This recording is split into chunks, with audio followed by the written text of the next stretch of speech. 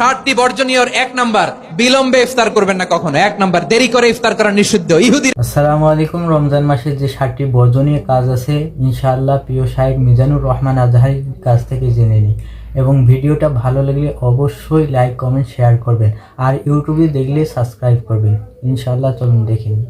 60টি বর্জনীয়র 1 number, বিলম্বে ইফতার করবেন না কখনো। 1 নাম্বার, দেরি করে ইফতার করা নিষিদ্ধ। ইহুদিরা দেরি করে ইফতার করে।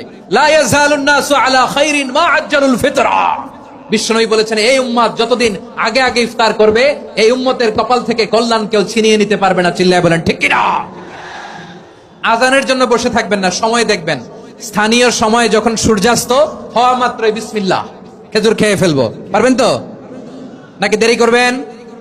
2 নাম্বার, রমাদানের পবিত্রতা বজায় রাখবো। কোন তর্ক বিতর্ক অশ্লীলতায় আমরা জড়াবো না, ঝগড়া করবো না, সরাসরিও না, ফেসবুকেও না।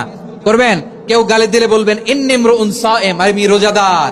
আল্লাহর হাবিব শিখিয়েছেন, কেউ যদি তোমার গালি দেয়, কটু কথা বলে, অশ্লীল কথা বলে, রমজানে তুমিও বলতে পারবে না। তুমি বলতে পারবা ইন্নিমরুন সায়েম, আমি রোজাদার। আজকে থেকে নিয়ত করেন, রমজানে কেউ গালি দিলে আপনি একটা গালি দিবেন নাকি? কি বলবেন? রোজাদার, রমজানের পবিত্রতা আমি ভঙ্গ করতে পারবো না। অশ্লীল নাটক সিনেমা আমরা দেখবো না। ব্যাড হ্যাবিট থাকলে রমাদানে এটা ছাড়ার মহা সুযোগ। স্মোকিং এর অভ্যাস আছে অনেকের, ঠিক কিনা? চাঁপাইনবাবগঞ্জে আপনারা স্মোকিং করেন? আলাম ইয়াদা কাওলা যুরি ওয়াল আমালা বিহি ফালাইসা লিল্লাহি হাজাতুন ফি আইয়াদা তাআমাহু ওয়া শারাবা।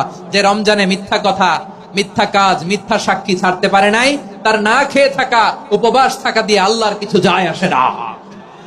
এজন্য মিথ্যার সাথে আমাদের কোনো সম্পর্ক আছে? মিথ্যা বলবো না। 4 নাম্বার, অপচয় করব না।